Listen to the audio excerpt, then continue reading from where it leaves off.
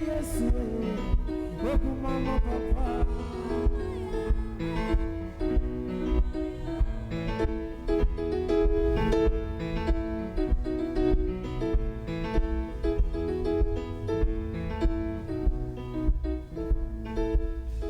Amen. Amen. Amen. Amen. Dans son palais, tout s'écrit. Gloire. Dans son palais, tout s'écrit. Gloire. Dans son palais, tout s'écrit. Gloire. Gloire. Gloire. Est-ce que...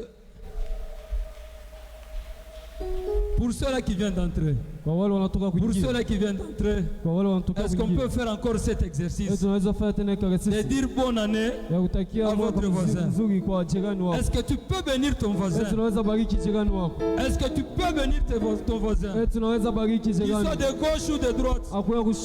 Si vous avez l'opportunité de vous déplacer dans la salle, est-ce qu'on peut le faire avec joie?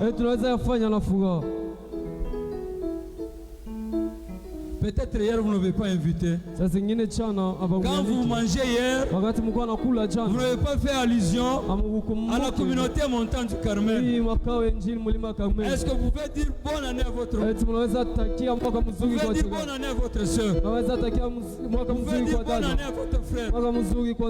Que Dieu vous bénisse. Que Dieu vous bénisse. Vous qui êtes présents, que Dieu vous bénisse. Vous qui avez refusé d'être appelé parlementaire, les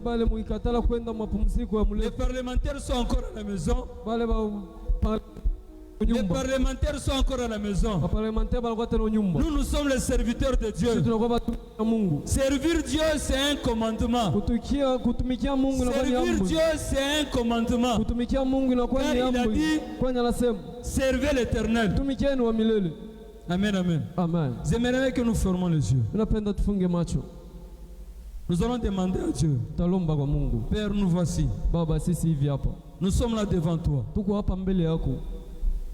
C'est le premier culte de la semaine de l'année 2023. Seigneur, que nous trouvons grâce à tes yeux. Conduis-nous cette année 2023. Tel que nous l'avons programmé, tel que nous l'avons déclaré, toutes les bonnes choses que nous avons déclarées, que cela ne prenne pas du temps. Que cela ne prenne pas du temps. Toute forme d'élasticité, toute forme d'élasticité, toute forme de retard, nous les refusons cette année. Dans le nom précieux de Jésus, nous allons prier.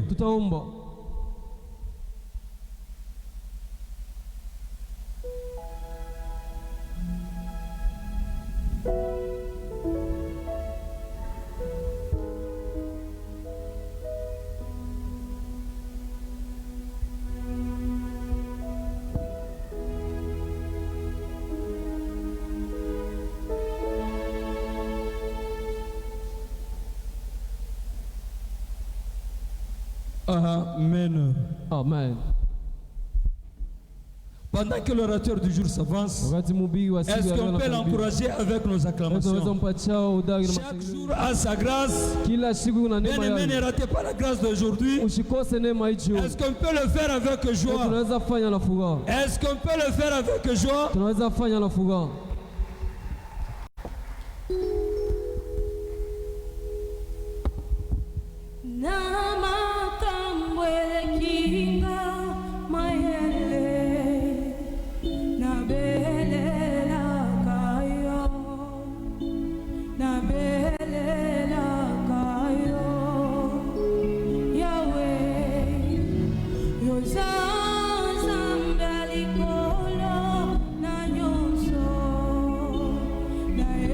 Yo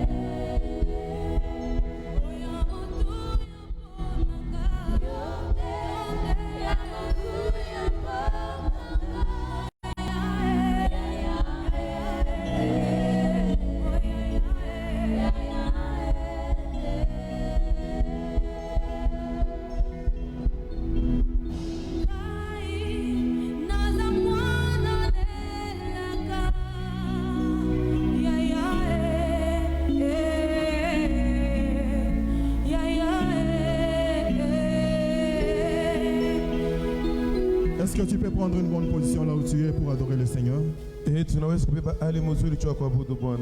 Aujourd'hui, nous sommes en 2023. Si toi et moi, nous sommes en 2023, il y a quelqu'un qui a permis que nous soyons en 2023. Vous savez, il y a des gens qui ont servi le Seigneur. Peut-être ils ont mené une vie de crainte plus que toi et moi. Mais ils n'ont pas vu 2023. Si toi et moi nous sommes là, peut-être il y a des choses qui pouvaient pousser Dieu à dire que nous ne puissions pas entrer en 2023. Par sa grâce, il a voulu que nous soyons là cet après-midi. C'est pourquoi j'aimerais que nous puissions nous exprimer devant lui, que nous puissions l'élever. C'est une grâce que Dieu nous a fait dans cette église. Pour ton information, il y a des gens qui sont décédés le 31. À 23h59 minutes. Il ne restait seulement une minute qu'ils entrent en 2023. Mais ils n'ont pas vu 2023. Toi et moi, nous sommes en 2023. C'est vraiment une grâce. C'est pourquoi j'aimerais que là où tu es, que tu puisses adorer le Seigneur, que tu puisses lui dire merci, parce qu'il a voulu que tu sois là ce soir. Est-ce que tu peux commencer à prier là où tu es au nom de Jésus? Que tu peux bien t'exprimer devant ces dieux. Est-ce que tu peux bien l'adorer, bien-aimé? C'est une grâce que Dieu nous a faite dans cette église. Osa. Est-ce que tu peux bien l'adorer, bien-aimé? Il a besoin de t'écouter ce soir. Dis-lui merci parce qu'il a une mission avec toi au courant de cette année.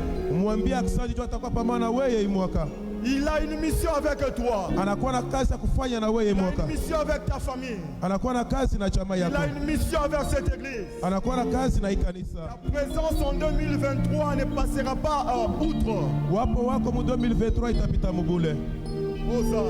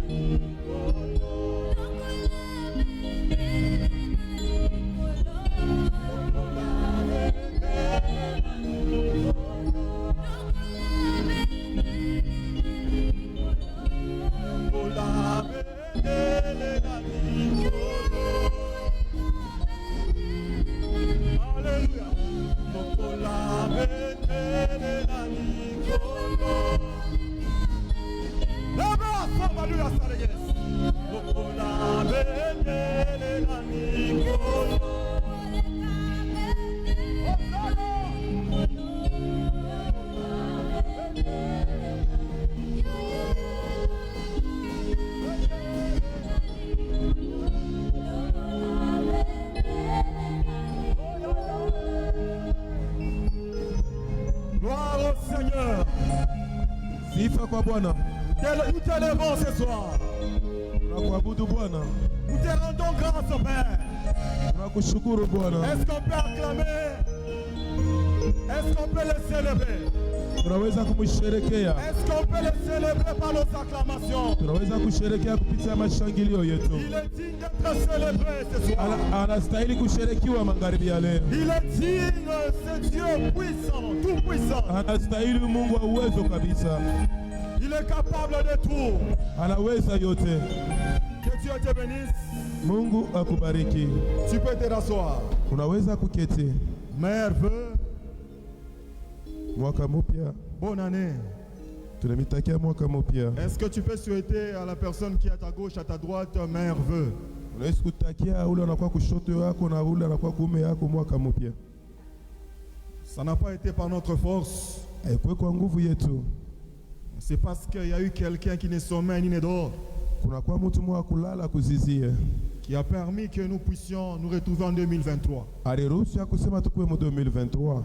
C'est pourquoi je te dis cet après-midi, Ndio kwa maana nakwambia magharibi ya leo. la preuve que Dieu t'aime, c'est le fait qu'il a voulu que tu sois en 2023. Kionesha kusema Mungu anakupenda ni vile unaingia mu 2023. Il a exprimé son amour parce que la Bible dit il y a encore de l'espérance pour ceux qui vivent. Alionesha mapendo yake kwani Biblia inasema kuna kwa matumaini kwa wale wanakuwa naishi. C'est pourquoi je te rassure que cette année, Ndio kwa maana nakuhakikishia kusema hii mwaka c'est une année d'ascension pour tout un chacun de nous ici. ni mwaka moya mzuri kwa watu wote weko hapa. C'est pourquoi je te dis cet après-midi, Ndio kwa maana nakwambia jioni ya leo sois sûr et certain kwa hakikisho que le Seigneur de gloire Bwana wa utukufu a accepté que nous puissions entrer en 2023 alichika kusema tuingie mu 2023. parce qu'il a des choses qu'il va faire dans nos vies, Ndio kukubitu bila tafamu maisha yetu. il a des choses qu'il va réaliser dans nos familles Kukubitu bila tatimiza machama yetu. et il y a des choses qu'il va démontrer dans cette église. Na kuna kwa vitu bila tonesha ndani ya kanisa. Et je le crois et Dieu va le faire. Na yaminia na Mungu atayafanya. J'ai dit merci à Dieu, Nasema asante kwa Mungu. lui qui a permis Yeye ulaliruhusu que je sois parmi le premier orateur qui va prêcher en 2023. nikuye mhubiri wa kwanza unatohubiri mu 2023. J'ai dit merci à Dieu pour cette grâce qu'il m'a faite cette nuit. Nasema asante kwa Mungu kwa ile neema nilichalia. Je dis merci également à mon père, Nasema asante kwa baba yangu. Papa Élisée, pour la marque de confiance. Baba Elisha njoo tendo la tumaini. Je l'ai toujours considéré comme étant mon père spirituel, Namchukuaka kama baba yangu wa kiroho ainsi que le père de la foi. na baba yangu wa imani. Il y a beaucoup de choses. Si on se mettait à témoigner ce que Dieu a fait à travers le ministère, à travers la vision de notre Père, Kunakuwa vitu bingi kama tulijiweka mkushuhudia vile Mungu anafanya kupitia onyo ya baba yetu. on risque de sortir ici sans pour autant exhorter. Tunaweza kutoka hapa bila hata kusubutisha. Je dis merci beaucoup à mon père. Nasema asante kubwa kwa baba yangu. Et je te dis aussi merci parce que tu n'as pas voulu rester à la maison, tu es là cet après-midi. Nasema asante nawe kwa konjua kupende kubakia kunyumba unapenda kuyapa. Est-ce que tu peux d'abord acclamer? Tunaweza kushangilia. Tu peux acclamer pour toi-même. Unaweza kushangilia juu yako wewe mwenyewe. Que Dieu te bénisse. Mungu akubariki. J'ai aimé la pensée que notre Père nous a donnée pour cette année 2023. Nalurisha wazo ile baba alitupatia njoo hii mwaka 2023. Il a dit des choses qui vont nous pousser à bien vivre au courant de cette année 2023. Alituambia bintu bizuri vile vinaweza kutusaidia kuishi mzuri muhimu mwaka 2023. Et il a parlé sur le travail. Alisemezea pa kazi. Si quelqu'un veut voir les promesses de Dieu se réaliser dans sa vie, Kama mtu anapenda kuona malako ya Mungu kutimizika mu maisha yake. si quelqu'un veut voir toutes les paroles que Dieu a décrétées dans cette église de se manifester dans sa vie, Kama mtu anapenda kuona misemo ile ilisemewa pa kanisa hapa kuitimizika mu maisha yake. la personne doit travailler. Mtu anapashi kutumika. Et on dit quelque part que celui qui ne travaille pas ne mange pas non plus. Na banasema fashi moya ula tumike atakula kamwe. C'est-à-dire que le travail procure l'abondance. Ni kusema kazi inaleta utele. Nous sommes appelés à prier. Tunaitiwa mukomba. Nous sommes aussi appelés à travailler. Tunaitiwa pia kutumika. Et j'ai aimé ce qu'il a dit. Na alipenda ile alisema. Même pour être puissant dans ce monde. Hata njoo kwa uwezo mwa dunia. Que ça soit sur le plan spirituel ou sur le plan physique. Inakuwa mwali ya kiroho wala mwali ya kupapasa. On doit se sacrifier. Tunapashi kujitoa. Il y a des choses que nous devons faire pour atteindre l'excellence. Tunapashi kuya, tunakuwa vitu vile tunapashi kufanya ndio kufika muubora. Et l'excellence est réservée aux hommes et aux femmes qui travaillent. Ubora inachungiwa kwa wanaume na wanawake wale wanatumika. Si quelqu'un veut être puissant spirituellement, kama mtu anapenda kuya wa uwezo mkiroho, si il n'a pas de vie de prière, de jeûne et prière personnelle intense, kama ana na maisha maombi na mafungo ya mingi, c'est difficile que la personne puisse manifester la puissance. Inakuwa kigumu mtu aone uwezo. Si quelqu'un veut être grand dans ce monde, kama mtu anapenda kuwa mtu mkubwa mwa dunia, il y a des sacrifices que la personne doit consentir mkuma kujitoa kule mtu anaweza kufanya pour que la personne puisse être grand dans ce monde. Mtu akuwe munene mwa dunia. La grandeur ne permet pas tout le monde d'y accéder. Mkubwa aikalake juu ya bantu bote kuingia. Mais ce sont les violents qui entrent, qui accèdent dans la grandeur. Ni wasuja wanaingia kama grandeur wala mkubwa. C'est pourquoi les résultats de toutes les promesses que Dieu a parlé dans cette église, matokeo ya Mungu ile alisema ndani ya kanisa, nous voyons que nous devons travailler pour que ces choses puissent se réaliser. Tunaweza kutumika sana ndio vile vitu bitimizike. C'est pourquoi cet après-midi, ndio kwa maana magharibi ya leo, j'ai voulu parler sur quelque chose nilipenda kusemeza hapa kitu kimoja qui va nous pousser à beaucoup plus travailler. Itatusukuma sana tena kutumika mingi. Que ça soit sur le plan spirituel, ingekuwa mkiroho, que ça soit sur le plan physique, ingekuwa hali ya kimwili. Est-ce qu'on est ensemble? Que Dieu nous bénisse. Mungu atubariki. Nous allons lire notre passage de cet après-midi. Tasoma usomi yetu ya magharibi ya leo. Je vais lire en français pour gagner le temps. Tasoma mukimombo jwa kuwina wakati. Nous sommes dans Josué 17. Tukumu Yoshua 17. Nous allons lire du 14e au 18e verset. Kuanza kwa mstari ya 14 mpaka 18. Est-ce qu'on peut honorer la parole de Dieu s'il vous plaît? Tunaweza kuheshimia neno la Mungu na misi. La Bible dit ceci. Le fils de Joseph parlèrent à Josué et dirent: pourquoi nous as-tu donné en héritage un seul lot, une seule part, tandis que nous formons un peuple nombreux et que l'Éternel nous a bénis jusqu'à présent? Josué leur dit: si vous êtes un peuple nombreux, montez à la forêt et vous l'abattrez pour vous faire de la place dans le pays des Phérésiens et des Réphaïm, puisque la montagne d'Éphraïm est trop étroite pour vous. Le fils de Joseph dit: la montagne ne nous suffira pas, et il y a des chars de fer chez tous les Cananéens qui habitent la vallée, chez ceux qui sont à Beth-Shean et dans les villes de son ressort, et chez ceux qui sont dans la vallée de Jisraël. 17. Josué dit à la maison de Joseph, à Ephraïm et à Manassé: vous êtes un peuple nombreux et votre force est grande. Vous n'aurez pas un simple lot, mais vous aurez la montagne, car c'est une forêt que vous abattrez et dont les issues seront à vous. Et vous chasserez les Cananéens malgré leurs chars de fer et malgré leurs forces. Est-ce qu'on peut acclamer la parole du Seigneur?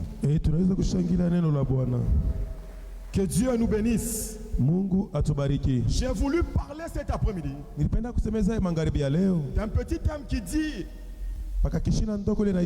la possession de votre héritage. Et l'héritage pour nous, c'est d'abord un héritage qui est spirituel.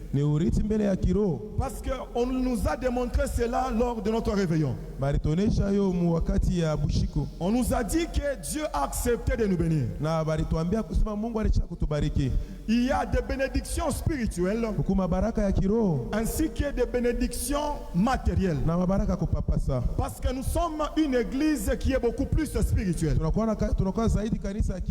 Nous devons posséder ces deux types d'héritage. Tunapaswa kushika maurithi ile mbili. L'héritage qui est spirituel Urithi ile inakuwa ya kiroho et l'héritage qui est matériel. na urithi ya kupapasa. Même lorsque Dieu voulait bénir Abraham, Hata wakati Mungu alipenda kubariki Ibrahimu, Dieu l'a montré ces deux types de bénédictions. Mungu alimuonesha ile aina mbili ya baraka. Il a dit que ta bénédiction Alimwambia baraka yako sera considérée comme étant le sable qui se trouve au bord de la mer. itakuya kama mchanga inakuwa pembeni ya bahari. Et cette bénédiction, c'est ce que nous appelons une bénédiction qui est terrestre. Na baraka ile ndio ile tunaita baraka ile inakuwa ya dunia. Lui qui est le père de la foi, Yeye anakuwa baba wa imani. Dieu l'a présenté une bénédiction qui est d'abord terrestre. Mungu alimuonesha mbele baraka ile inakuwa baraka pa dunia, Et il a dit que ta postérité anamwambia kizazi yako sera considérée comme étant les étoiles qui sont dans le ciel. itachukuliwa kama nyota ile inakuwa mbinguni. Là, c'est une bénédiction qui est beaucoup plus spirituelle, qui est céleste. Ile inakuwa baraka ya kiroho. C'est pourquoi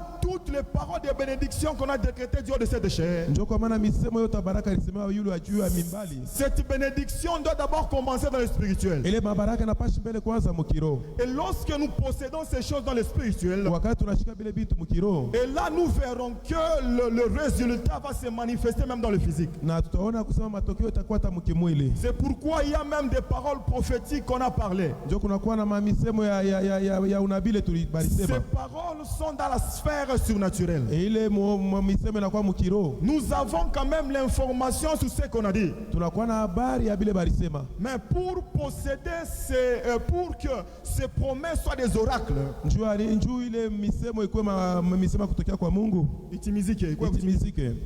Il faut que nous puissions travailler. Inabidishwa tutumike.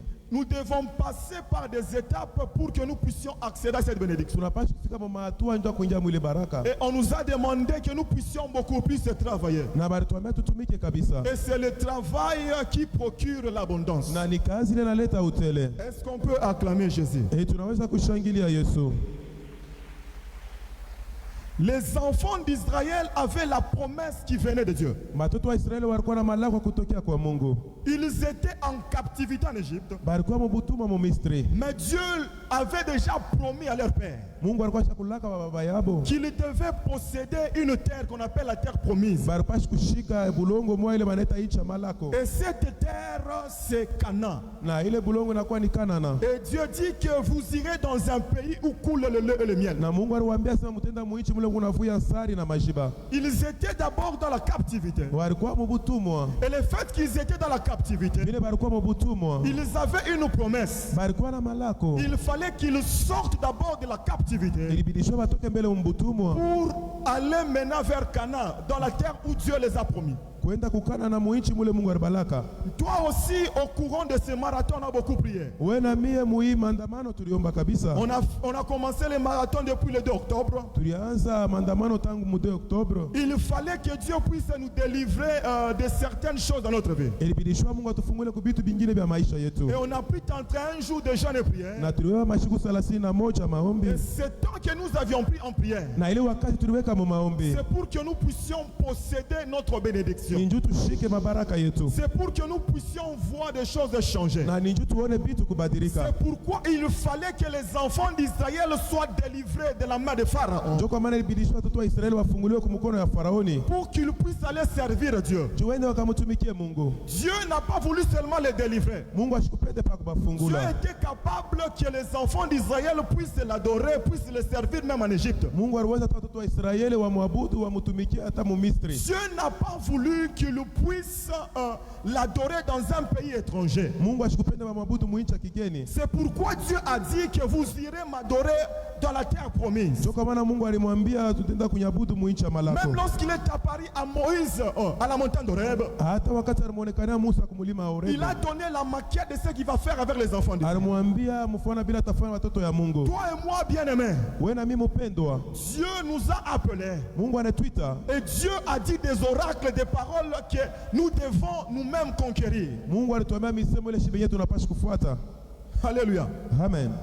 Et quand on parle des enfants d'Israël, bien-aimés, Wakati wanasema watoto wa Israeli wapendwa. les enfants d'Israël, nous voyons les descendants de Jacob. Wakati wanaona watasema watoto wa Israeli tunaona kizazi ya Yakobo. Et Jacob qui est le fils d'Isaac. Wa Yakobo anakuwa mwana wa Isaka. pour que Dieu puisse changer cette identité. Et la Bible nous dit dans Genèse, je crois Genèse 32, à partir du 24e verset, lorsque Jacob s'est battu avec l'ange qui lui était apparu, et l'ange a combattu avec Jacob toute la nuit. Et pourquoi est-ce que l'ange a voulu lutter avec Jacob? Parce que c'était le jour où Dieu devait changer l'identité de Jacob. À tel point où l'ange dit, on a lutté avec toi toute la nuit. Maintenant, laisse-moi partir. Et la condition que Jacob a posée, il a dit que je ne te laisserai pas partir. Si tu veux que je puisse te laisser partir, bénis-moi. Est-ce que Jacob n'avait pas la bénédiction? Parce qu'on voyait que Jacob avait des troupeaux. Jacob avait même des serviteurs. Parce que dans les temps anciens, les riches, on les comparait en rapport avec le nombre de brebis qu'ils avaient. Mais Jacob a dit à l'ange, je ne vais pas te laisser partir. Si tu veux que je puisse te laisser partir, j'aimerais que tu puisses me bénir. Mais l'ange pouvait dire à Jacob, je te donne telle chose, je te donne telle autre chose. Mais l'ange a commencé d'abord par poser à Jacob, quel est ton nom? Et Jacob dit que je réponds au nom de Jacob. Parce que ce nom de Jacob nous prouve qu'il avait volé la bénédiction de son frère Esaü. Et ce nom qui signifie voleur, les menteurs, les escrocs. Et pour que l'ange puisse bénir Jacob, il fallait d'abord que l'ange puisse changer l'identité de Jacob. Et il dit ceci à Jacob, désormais on ne va plus t'appeler Jacob, tu seras appelé Israël. Pourquoi? Parce que tu as lutté avec Dieu et tu as été vainqueur. Donc la vraie bénédiction, ce n'est pas seulement l'accumulation de biens, mais la vraie bénédiction, c'est le changement d'identité. J'ai compris que la bénédiction commence d'abord dans la tête. Si quelqu'un change d'abord sa mentalité, là, il sera très fort et il pourra bien posséder sa bénédiction, son héritage. Est-ce qu'on peut acclamer Jésus là où nous sommes? En parlant des héritiers, nous avons trois catégories des héritiers. Même sur le plan spirituel, c'est toujours ainsi. Nous avons trois catégories des héritiers. Premièrement, nous avons ceux qui ne prennent jamais possession de leur héritage. Ils ont les promesses de Dieu. Mais ces gens ne parviennent pas à posséder leur héritage. Est-ce qu'on est ensemble? C'est vrai, il y a des promesses que Dieu a déjà parlé. Il y aura d'autres personnes qui ne vont pas arriver à la dimension de posséder ce que Dieu a dit.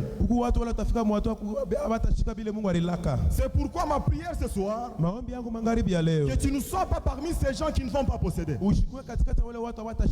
Et la deuxième catégorie, c'est la catégorie de ces personnes-là qui prennent quand même la possession de leur héritage, mais ils prennent cette possession en retard. C'est-à-dire des gens qui ont quand même possédé leur bénédiction. Les gens ont quand même possédé leur héritage, mais ils l'ont possédé en retard.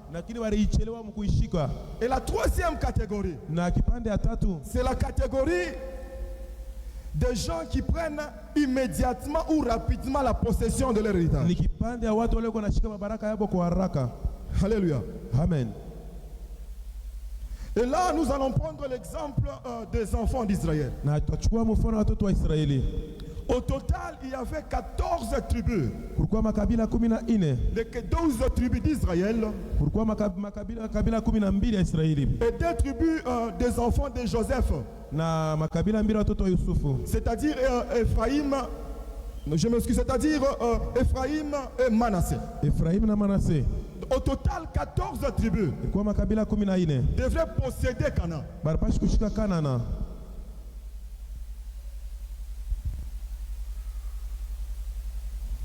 La promesse était là.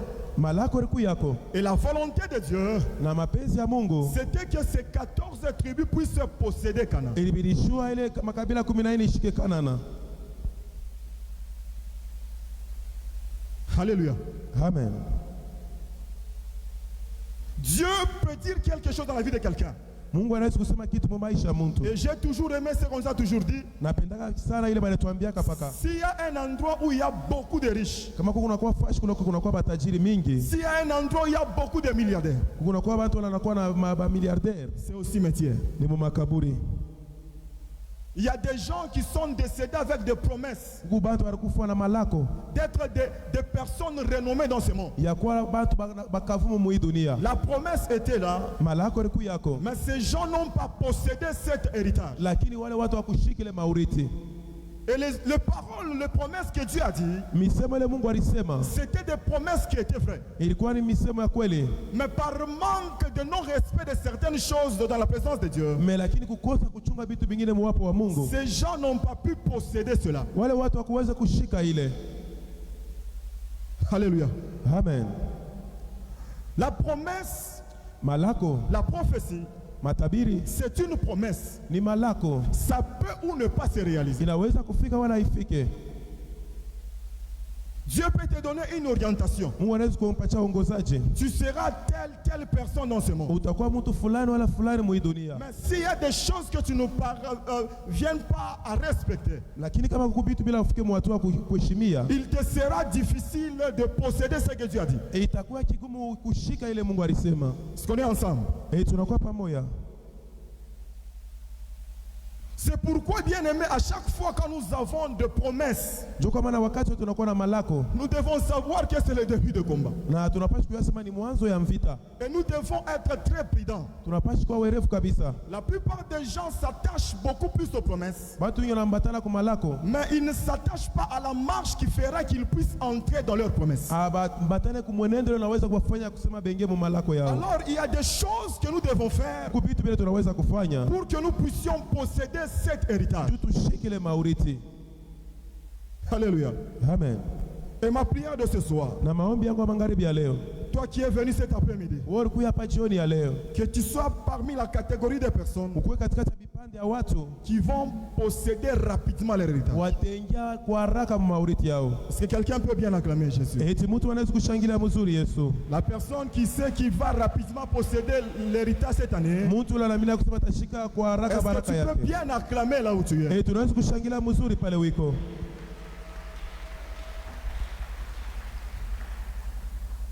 J'aimerais commencer avec la première catégorie. Napenda kwanza na kipande ya kwanza. Si le temps nous permet, Kama wakati ineturuhusu, nous allons terminer ces 3 catégories. tutaishi vipande tatu. Que Dieu nous fasse grâce. Mungu atujalie neema. La première catégorie, Kipande ya kwanza c'est la catégorie de ceux qui ne prennent jamais la possession de leur héritage. ni bale bato wafike mu watu wa kushika mauriti yao. Nous allons lire Tasoma Nombre. Tasoma Hesabu. Nombre 32. Hesabu 32.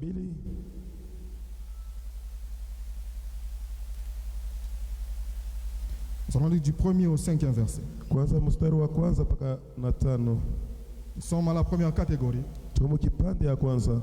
La catégorie de ceux qui ne prennent jamais possession de leur héritage. Kipande ya wale watu wakufike mu watu wa kushika mauriti yao. La Bible a dit ceci. Biblia inasema hivi: Le fils de Ruben et le fils de Gad watoto wa Rubeni na watoto wa Gad avaient une quantité considérable de troupeaux. walikuwa na sehemu ya mifugo ya mingi. Et ils virent que le pays de Gézer et le pays de Galate étaient un lieu propre pour des troupeaux. Bariona kusema inchi ya Jaezer na inchi ya Galadi ilikuwa mzuri juu ya bivuko. Alors les fils de Gad et les fils de Ruben vinrent auprès de Moïse. Watoto wa Gad na watoto wa wana wa Gad na wana wa Rubeni wakakuya pembeni ya Musa. Du sacrificateur et Éléazar et des princes de l'assemblée. Kwa mkoani Eleazar na washefu wa makutano. Il leur dit, na wakamwambia Atarot, Kutaroti, Dibon, Jaezer, Nimra, Esbon, Elialé, Sebam, Nebo, et Béon. Ce pays que l'Éternel a frappé devant l'assemblée d'Israël est un lieu propre pour des troupeaux et des serviteurs ont des troupeaux. Ils ajoutèrent, si nous avons trouvé grâce à tes yeux, que la possession de ce pays soit accordée à tes serviteurs et ne nous fais point passer le Jourdain. Alléluia. Amen. Ici nous allons comprendre que avant que Moïse ne puisse mourir, il y a déjà des tribus qui sont allées réclamer leur héritage. C'est la tribu de Ruben, la tribu de Gad et la demi-tribu de Manassé. Parmi les 14 tribus, il y a 2 tribus et demi. Malgré que Moïse était déjà vivant, ils sont allés demander leur héritage devant un homme qui est Moïse. La destination était Canaan. Mais ils ont dit à Moïse, si nous trouvons grâce à tes yeux, accepte que nous puissions avoir tel contrée. En rapport avec ce que nous venons de lire ici. Pourquoi? Parce qu'ils ont vu que les territoires qu'ils ont vus à l'œil nu, c'était des territoires qui devaient s'adapter au nombre de troupeaux qu'ils avaient. Et ils sont allés voir Moïse. Et ils ont juré même devant l'assemblée que leur part qu'on puisse leur donner avant qu'ils n'arrivent en Canaan. Alléluia. Amen. Et si vous lisez bien Genèse 32, toujours 32.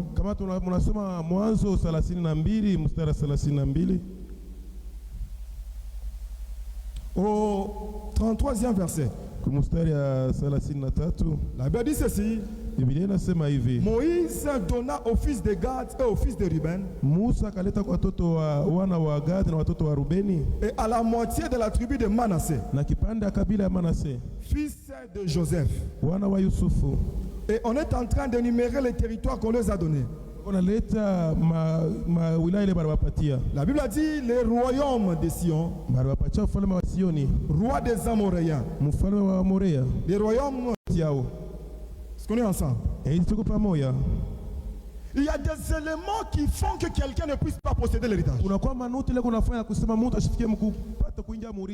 a des éléments qui empêchent quelqu'un à pouvoir posséder son héritage.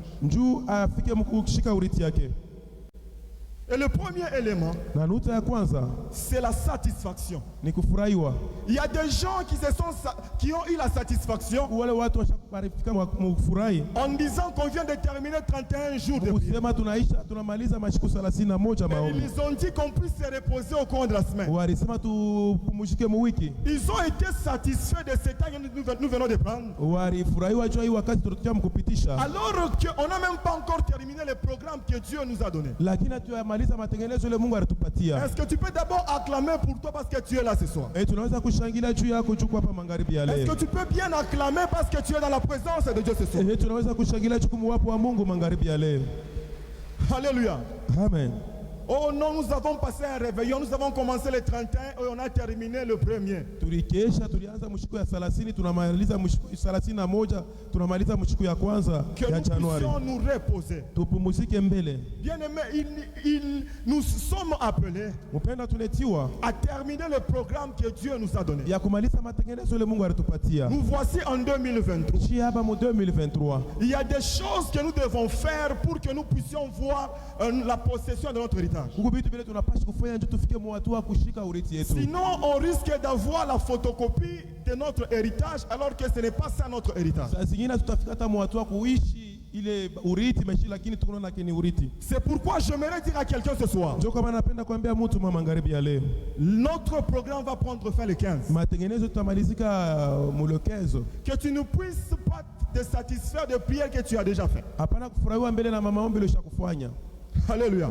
Amen. Amen. Amen. Même les enfants d'Israël pensaient que pour entrer dans la terre promise, Hata watoto wa Israeli wanaanza kuzania kusema njoo kuingia mu nchi ya malako.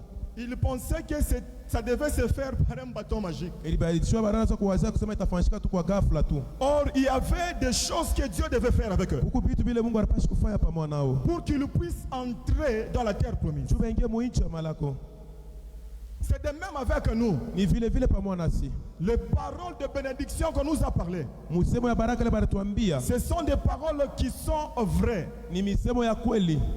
Mais il y a des choses que nous devons voir. Huko vitu vile tunapaswa kuona. Il y a une méthode que nous devons adopter pour hériter ce qu'on nous a dit. Huko njia moja tunapaswa kufuata njia kuishi bila baratuambia. La tribu de Ruben, Kabila ya Rubeni, la tribu de Gad kabila ya Gadi et la demi-tribu de Manassé étaient satisfaits. na kipanda kabila Manase barifurahiwa. Ils ont vu de l'herbe.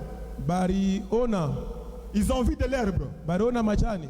Et ils se sont dit que les herbes qu'ils ont vues, Na barisema hii majani tunaona c'était des territoires qui étaient favorables à leurs troupeaux. ni mawilaya ile ilikuwa mzuri juu ya bifuko yao. Alléluia. Amen. On ne doit pas se satisfaire avant le temps de Dieu. Hatuwezi kufurahiwa mbele ya wakati ya Mungu. Alléluia. Amen. Ils ont réclamé leur héritage. Baromba mauriti yao. Ils ont réclamé l'héritage auprès d'un homme qui est Moïse. Baromba mauriti yao mbele ya mtu na anakuwa Musa.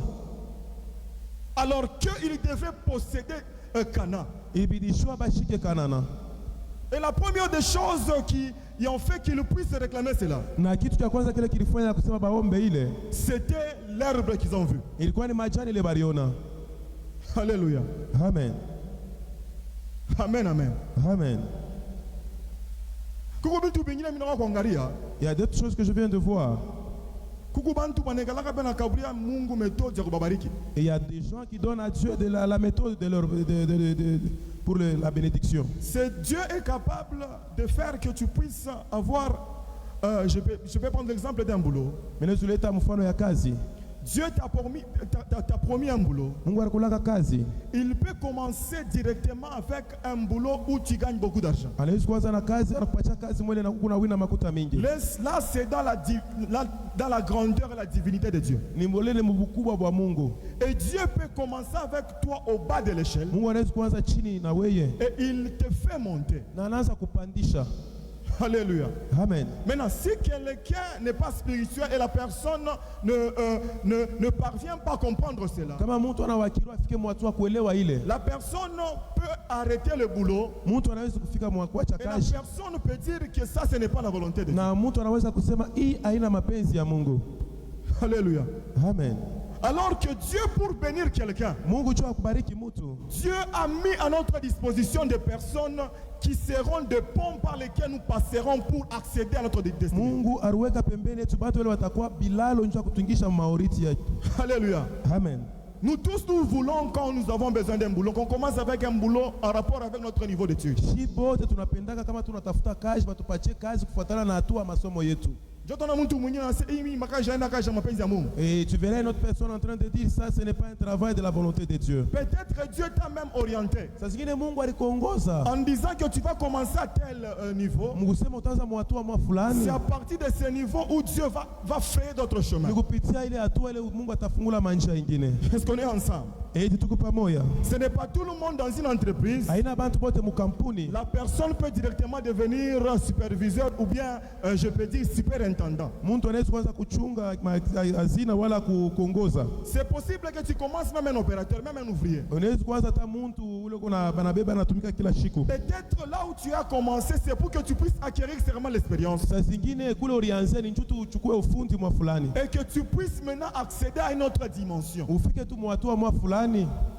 Alléluia. Amen. Là, c'est Dieu. C'est Dieu seul qui sait. Alléluia. Amen. Dans les enfants d'Israël, ils devaient suivre seulement ce que Dieu est en train de leur dire. C'est ça qui avait fait Dieu en difficulté.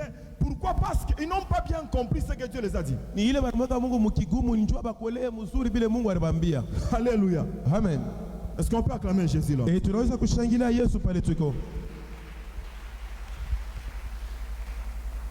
La deuxième chose, c'est l'amour des choses charnelles. Si quelqu'un est attaché aux choses charnelles, ces choses charnelles peuvent empêcher à quelqu'un de pouvoir accéder dans sa destinée. Alléluia. Amen. Dieu a enlevé les enfants d'Israël dans la terre en Égypte. Et l'objectif était qu'ils puissent les servir dans la terre promise. Alléluia. Amen. C'est pourquoi la chair, nous devons beaucoup plus prier pour la chair. Nous puissions prier pour les choses qui sont charnelles. On a toujours dit que tout ce qui brille n'est pas de l'or. Alléluia. Amen. J'espère que quelqu'un va t'entendre et m'écouter. Est-ce que tu peux d'abord acclamer Jésus là?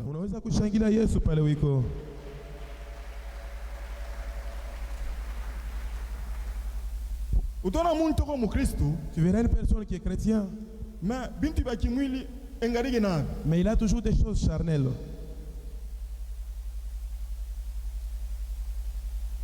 Nous sommes appelés à arrêter certaines choses. Et ces choses qui vont nous empêcher à pouvoir hériter notre héritage. Vous savez, la chair a ses caprices. Mais nous sommes appelés à surmonter certaines choses. Alléluia. Amen. Donc Dieu peut empêcher quelqu'un d'accéder dans sa bénédiction. Parce que la personne est toujours attachée aux choses de la chair. Alléluia. Amen. Et ici il y a un problème.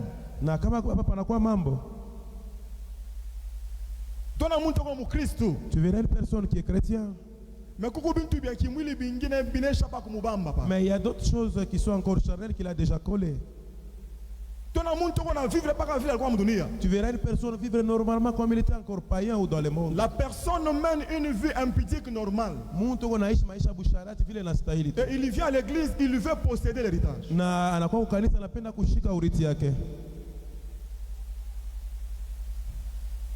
La personne est attachée au désir charnel. Et la Bible dit que les hommes charnels ne vont jamais hériter le royaume des cieux. Il faut que les choses de la chair puissent disparaître en toi. Tu es le prophète de ta vie, tu te connais toi-même. Il y a certaines choses que tu ne parviens pas à laisser qui empêchent d'agir dans ta vie. C'est pourquoi pour cette année 2023, il y a certaines choses qui cadrent avec le désir de la chair que tu avais l'année passée. Tu es appelé à abandonner ces choses.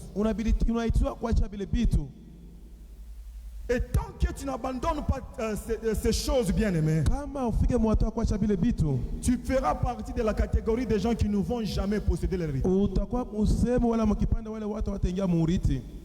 Alléluia. Amen. Le désir de Dieu est que tout ce qu'il a parlé, que nous puissions, je peux dire, que nous puissions parvenir à avoir ces choses. À une condition que nous puissions nous délaisser des désirs de la chair.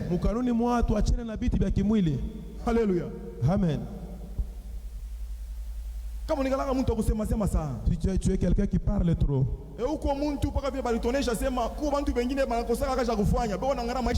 Il y a des gens qui manquent à faire et qui contrôlent les vies des gens. Alors que nous sommes appelés à beaucoup travailler cette année. Si tu n'es pas occupé, le diable va te donner un travail. Alléluia. Amen. Nous sommes appelés à rester certaines choses qui sont charnelles pour que nous puissions voir l'accomplissement des promesses de Dieu dans nos familles, dans nos vies. Est-ce qu'on est ensemble? Nous allons lire Genèse 11. Je crois le verset 27. Est-ce qu'on peut acclamer Jésus là nous sommes?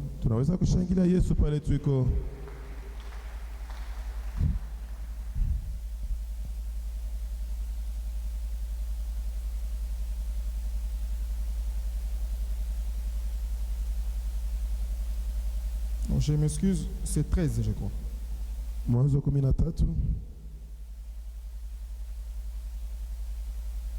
8 à 11. La Bible dit ceci. Abraham dit à Lot qu'il n'ait point, je t'ai pris des disputes entre moi et toi, ni entre mes bergers et tes bergers, car nous sommes de frères. Tout le pays n'est-il pas devant toi? Sépare-toi donc de moi. Si tu vas à gauche, j'irai à droite. Si tu vas à droite, j'irai à gauche. L'autre leva les yeux et vit toute la plaine du Jourdain qui était entièrement arrosée. Avant que l'Éternel eût détruit Sodome et Gomorrhe, c'était jusqu'à Soar, comme un Jourdain de l'Éternel, comme le pays d'Égypte. L'autre choisit pour lui toute la plaine du Jourdain. Il s'avançant vers l'Orient, c'est ainsi qu'ils se séparèrent l'un de l'autre. Ici, on nous parle de Lot. Lorsque Abraham était sorti dans la maison de son père, il était sorti avec Lot. Alors, il y a eu des disputes entre le troupeau d'Abraham et de Lot.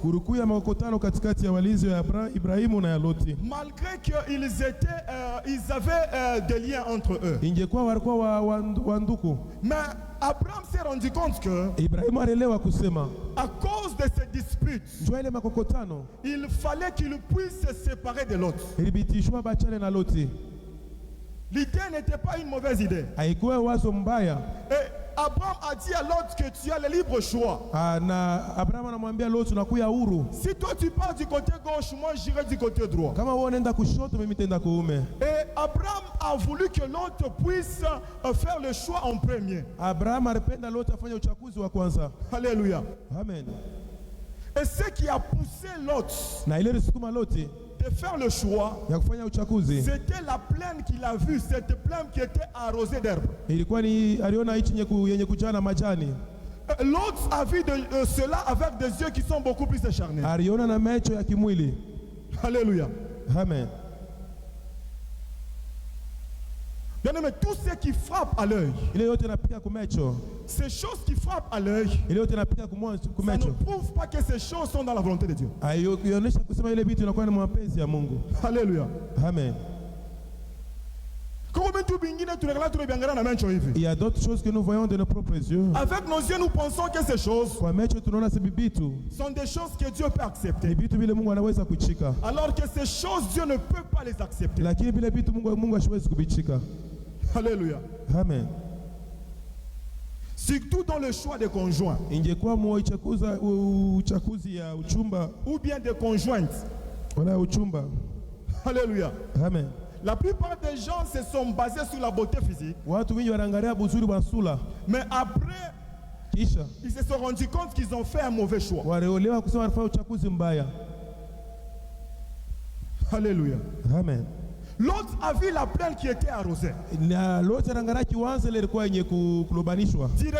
il a fait son choix. Donc, il y a d'autres choses que nous faisons. Nous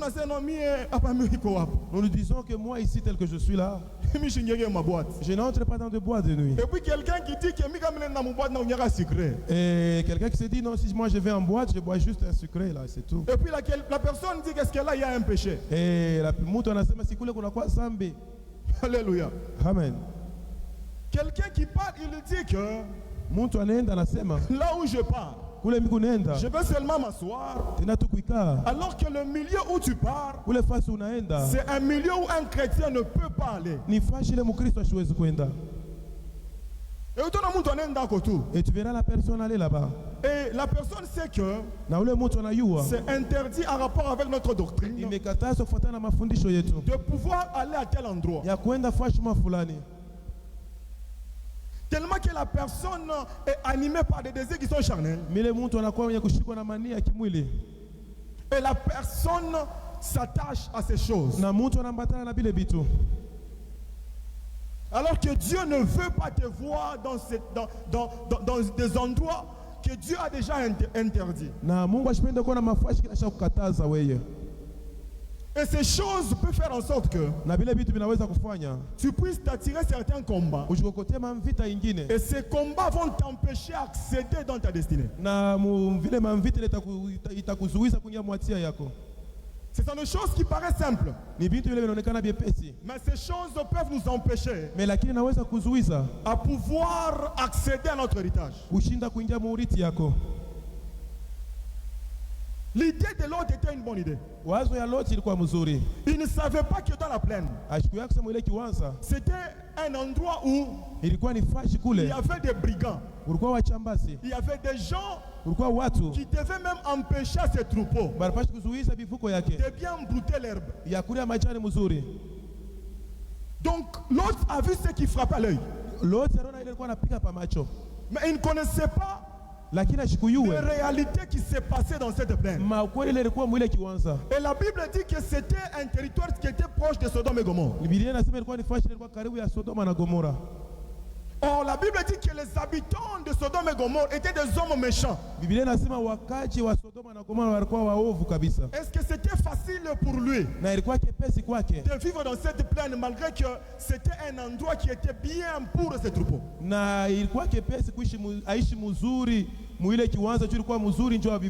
Les endroits où tu pars, est-ce que tu te dis que ces endroits ici, c'est un endroit qui peut me procurer l'abondance en paix, ou bien ça ne peut pas me procurer l'abondance en paix? Alléluia. Amen. Tu verras quelqu'un se battre avec la chair. Qui vient à l'église. Il vient tous les jours dans la présence de Dieu. Mais il est en train de se battre. L'esprit se bat avec la chair. Mais il vient quand même à l'église. Bien aimé, nous devons arrêter les désirs de la chair. Si réellement nous voulons voir certaines choses se réaliser dans notre vie, nous sommes appelés à nous séparer de certaines choses. Nous sommes appelés à sacrifier même certaines relations. On nous a parlé des ennemis inutiles. On nous a parlé des ennemis utiles. Et on nous a parlé aussi des méchants. Un méchant ne peut jamais te permettre d'accéder dans ta bénédiction. Mais il y a des relations que nous avons qui nous empêchent de pouvoir évoluer avec Dieu. Tant qu'on ne se sépare pas de ces relations, on va se rendre compte qu'on ne va jamais évoluer. Même les enfants d'Israël, ils avaient toujours les ornements d'Égypte. Il a fallu que Dieu puisse enlever les comportements qu'ils avaient en Égypte pour que Dieu fasse quelque chose dans leur vie. Tant que tu es attaché à la chair, cette année 2023, ça risque de terminer sans pour autant que tu vois quelque chose dans ta vie. Et ce sont des choses simples qui peuvent nous empêcher de pouvoir accéder à notre bénédiction. Alléluia. Amen. Bien aimé, vous savez la légèreté. J'ai constaté que la plupart des chrétiens ont la légèreté.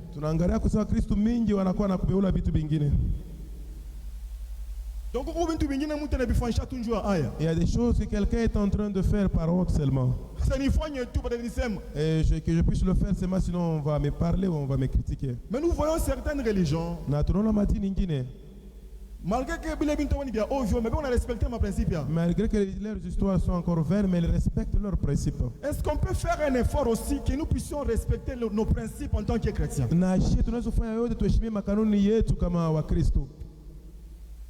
Alléluia. Amen. Balance ta main là où tu es. Et la quatrième des choses, je crois que le temps presse, pour que nous puissions prendre le temps de prier. La troisième des choses, j'y arrive, c'était l'ignorance. L'ignorance. L'ignorance. Ok. Quelque part on dit ceci, que l'ignorance tue. On dit que mon peuple est péri faute de connaissance.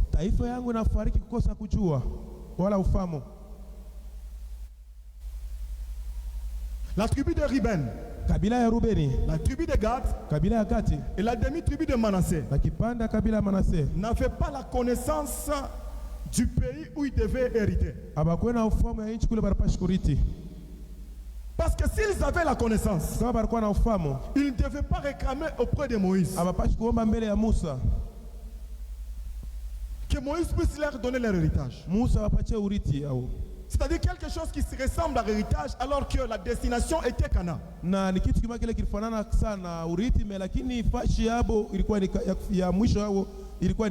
Cette année, nous devons connaître la connaissance. Nous devons avoir la connaissance de Dieu. Et la connaissance de Dieu et la pensée de Dieu pour cette année. Dieu a caché sa bénédiction dans le travail. En parlant du travail, il y a beaucoup de choses. Et le travail dont on parle, c'est un travail que nous faisons dans le Seigneur. Tu peux tu travailles.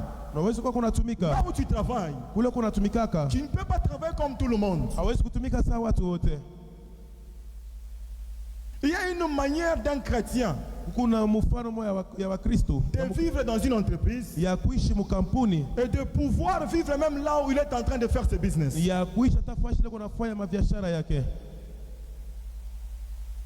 Alléluia. Amen.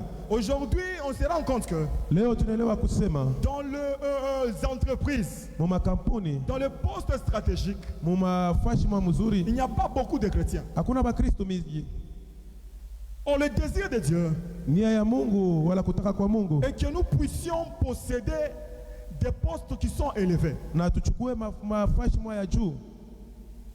Mais si nous avons l'ignorance d'abord de la vie chrétienne, Na kama tunakuwa na kutokujua kwa maisha ya et Bukristo, nous ne connaissons pas l'impact de la vie chrétienne dans le milieu où nous travaillons, hatue matokeo wala ya Bukristo fashi letu kunatumikia, nous allons nous rendre compte qu'il y a des choses qui vont bloquer. na tunaona kusema kutakuwa vitu vile vitajama.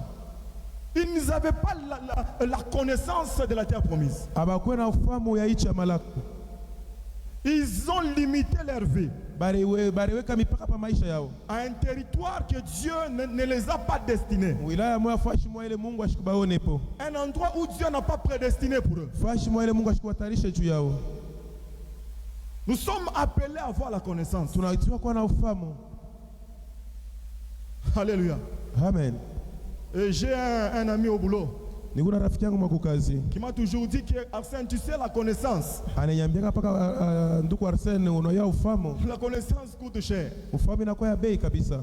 Raison pour laquelle nous partons à l'école pour étudier. Ndio kwa maana tunaenda kwa masomo wala kushule juu ya kufunda. Nous partons à l'école pour acquérir la connaissance. Tunaenda kushule juu ya kupokea ufahamu. Tu ne peux pas bien travailler dans un domaine Hawezi kutumika fashi moya fulani si tu n'as pas la connaissance dans ce domaine. kama unaona ufahamu mwile kazi. Alléluia. Amen. Moi, tel que je suis là, je n'ai jamais fait la mécanique. Mie shafaka mécanique. Un domaine. Ce n'est pas mon domaine. Si on m'amène un véhicule pour réparer, je peux même brûler ce véhicule. Mais j'ai la connaissance dans un domaine qui est bien précis. Na mina kwa na ufahamu mkazi mwa fulani ile minajua. Donc s'il faut travailler, kama inabidi shwa kutumika, si tu es un étudiant, kama unakuwa mwanafunzi, le Saint-Esprit ne va pas te commencer à te donner des réponses. Roho Mtakatifu sasa kupatia majibu. Tu viens, tu pries, unakuwa unaomba, et quand tu rentres à la maison, prends le temps d'étudier. Na unafika mkunyumba beba wakati kwa kusoma. Même la connaissance des choses de Dieu. Hata ufahamu vitu vya Mungu. C'est surtout la connaissance des choses de Dieu qui est très très importante. Ufahamu vitu vya Mungu ndio inakuwa ya muhimu. Nous sommes appelés tunetiwa à marcher dans la connaissance de la parole de Dieu. Ya kutembea kufahamu ya neno la Mungu. Ici nous avons deux choses, nous avons l'esprit à l'être. Huku tunakuwa na roho na miandiko. La connaissance ufahamu va nous pousser à bien mener la vie chrétienne. Itatusaidia kuishi maisha ya Kristo mzuri. C'est pourquoi la Bible dit ceci. C'est du peuple qui connaîtront leur Dieu. Agiront avec fermeté. Alléluia. Amen. Pour agir avec fermeté, nous devons avoir la connaissance. Et la connaissance que nous devons avoir, c'est dans la parole de Dieu. Alléluia. Amen. Nous sommes appelés à aimer la parole cette année. Qu'on prenne le temps de lire la Bible. Parce que le promesse que Dieu nous a donné, il a laissé ça dans la Bible. Dieu nous parle de plusieurs manières. Mais il nous parle beaucoup plus par sa parole. C'est un élément que les églises de réveil surtout ignorent. Nous sommes appelés à avoir la connaissance de la parole de Dieu. Si quelqu'un ne connaît pas la manière dont Dieu agit, si quelqu'un ne connaît pas les choses que Dieu a interdites, si quelqu'un n'a pas la connaissance de chemin par lequel Dieu passe pour bénir quelqu'un,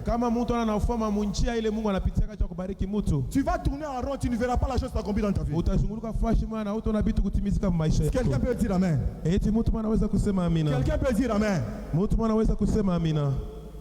Nous devons chercher à avoir la connaissance. Dieu ne tiendra pas compte de notre ignorance. Mais nous sommes appelés à connaître Dieu. C'est pourquoi nous a donné la pensée de Dieu pour cette année. Alléluia. Amen. Que tu peux balancer ta main là aussi. Que Dieu bénisse sa parole. Est-ce qu'on peut acclamer Jésus? Je crois que je m'arrête par là. Tiens-toi debout, nous allons prier.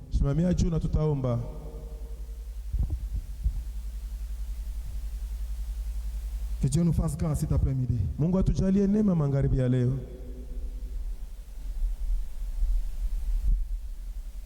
J'ai parlé seulement de la première catégorie. Nilisema tu njoo kipande ya kwanza.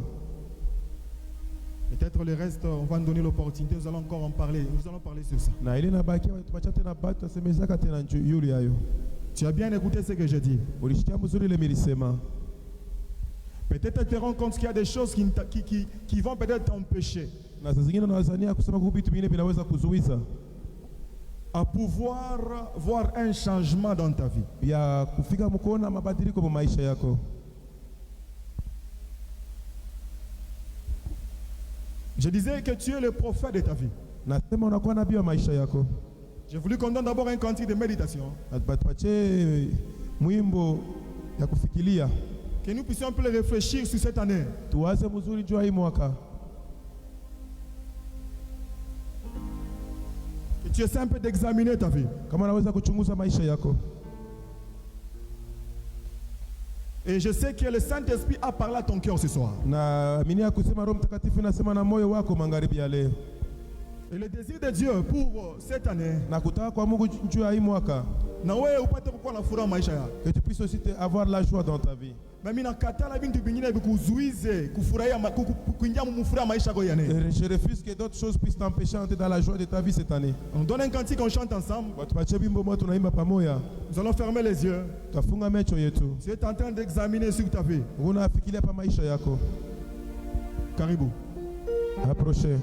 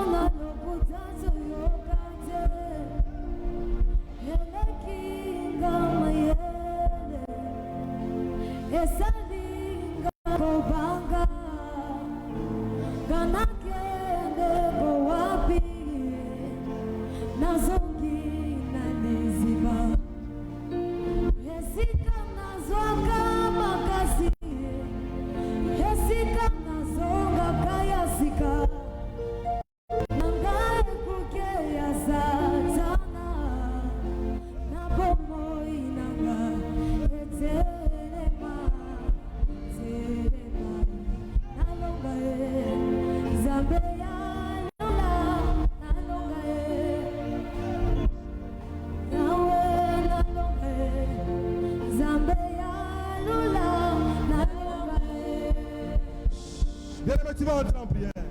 Tu vas dire à Dieu que la chair ne puisse pas travailler dans ma vie cette année. Tu es le prophète de ta vie. Tu connais bien tes faiblesses. Même quand tu es en train de réfléchir sur ta vie, tu te dis que telle chose va m'empêcher cette année de bien marcher avec Dieu. J'aimerais que tu sois sincère envers Dieu, envers toi-même. Je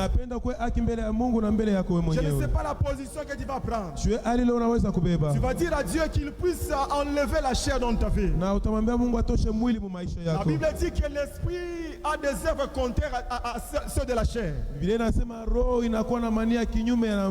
Est-ce que tu peux dire à Dieu cet après-midi, quel désir dans ma vie qui est charnel, que cela quitte ma vie ce soir au nom de Jésus. Entre en prière et prie au nom de Jésus. Entre en prière et prie au nom de Jésus. Dieu,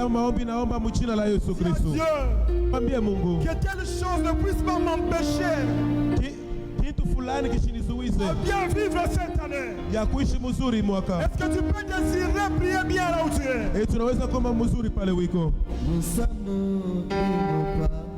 Est-ce que tu peux bien prier?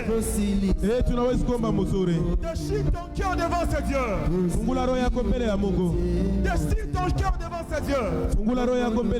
Dis à Dieu cette année, je ne veux pas vivre quelque chose dans ma vie. Est-ce que tu peux prier, bien-aimé?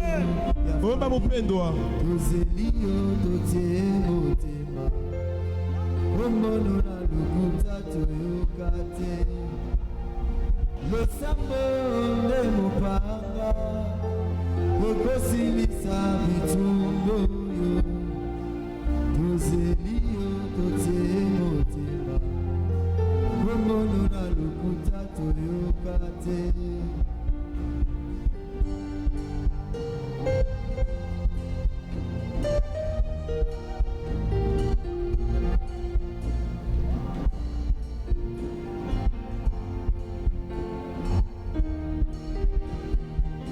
Tu peux déchirer ton cœur devant Dieu. Est-ce que tu peux bien prier là où tu es?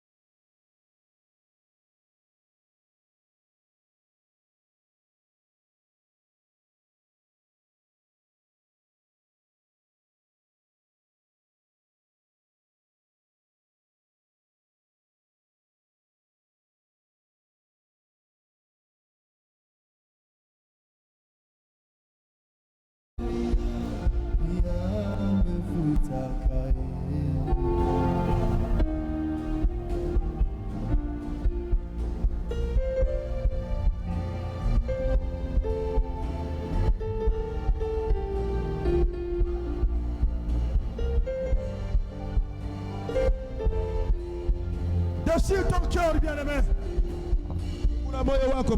Déchire ton cœur, bien-aimé. Dis à Dieu que la chair ne travaille pas cette année. Que le désir de la chair aille loin de moi cette année. Est-ce que tu peux prier, bien-aimé? Est-ce que tu peux monter en prière? Dis à Dieu que la chair ne puisse pas travailler dans ma vie cette année. Que le désir charnel aille loin de moi. Que le désir charnel aille loin de moi. Désire que ces choses aillent loin de toi ce soir. Dis à Dieu que la chair aille loin de moi ce soir.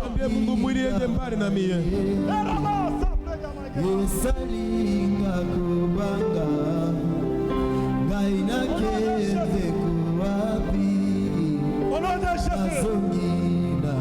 Au nom de Jésus. Au nom de Jésus.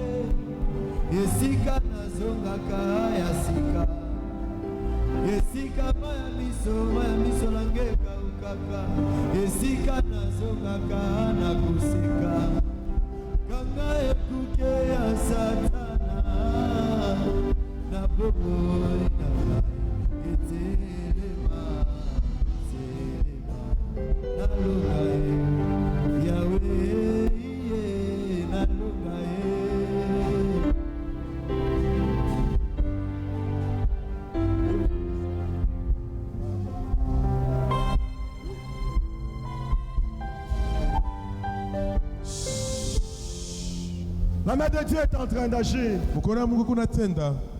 Tiens-toi debout, le toi qui est assis. Tiens-toi debout là où tu es. Ne sommes pas dans le jeûne, toi tu es comme si tu étais dans le jeûne. Est-ce qu'on peut acclamer Jésus là, bras?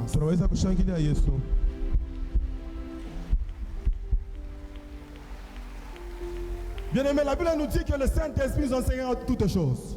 Nous allons demander l'assistance du Saint-Esprit au cours de cette année. Si le Saint-Esprit ne nous guide pas, on ne va pas bien marcher avec Dieu. Même la connaissance de Dieu, le maître c'est le Saint-Esprit. Nous allons demander d'abord au Saint-Esprit que le Saint-Esprit nous aide cette année, qu'il agisse puissamment dans nos vies, qu'il nous enseigne toutes choses. Élevons nos voix et prions au nom de Jésus. Dis au Saint-Esprit, enseigne-moi que je marche dans la pensée divine cette année. Dis à Dieu que ton esprit m'aide cette année. La Bible dit, il vous enseignera toutes choses. Dis à Dieu que ton esprit m'aide cette année. Que ton esprit m'aide à te connaître encore davantage. Et le naturel pour toi, Jésus, nous les voulons enseigner. Le surnaturel et le naturel pour toi, Jésus, nous les voulons enseigner. Oui, le surnaturel et le naturel pour toi, Jésus, nous les voulons enseigner. Le surnaturel et le naturel pour toi, Jésus, nous les voulons enseigner. Baruch Adonai, Adonai, le Dieu des esprits des prophètes. Baruch Tunaisha kutayarisha hii mwaka. Est-ce que tu peux monter en prière? Tunaweza kupanda kwa maombi. Est-ce que les choristes peuvent aussi prier?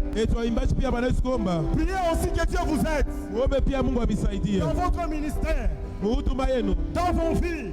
Maisha yenu. Que le diable ne puisse pas vous surprendre. Mungu shetani ashimishutushe. Panda maombi pale wiko. Panda maombi pale wiko. Dis à Dieu que le diable ne puisse pas me surprendre cette année. Mwambie Mungu shetani ashimishutushe hii mwaka. Que la distraction aille loin de moi cette année. Mwambie Mungu ulenganisho ende mbali na mimi mwaka. S'il te plaît, est-ce que tu peux prier, bien-aimé? Na kusie tunaweza kuomba. J'ai besoin de t'écouter en train de prier. Napenda kushikia kupanda maombi. Dis à Dieu, je refuse la distraction dans ma vie cette année. Mwambie Mungu nakatala ulengamisho maisha yangu Dis mwaka. à Dieu, je refuse la distraction dans ma vie cette année. Mwambie Mungu nakatala ulengamisho hii mwaka. Monte en prière là où tu es. Panda maombi pale wiko.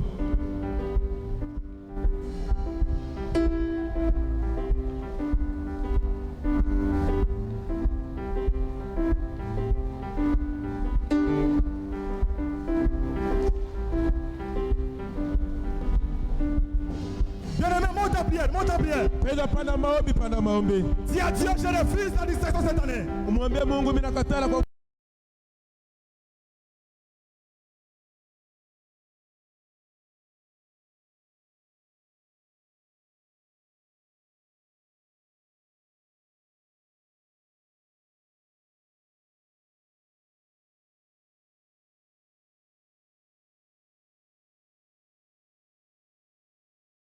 Je refuse que le diable nakatala diabulo puisse se réjouir à ma place. afurie pafashi yangu.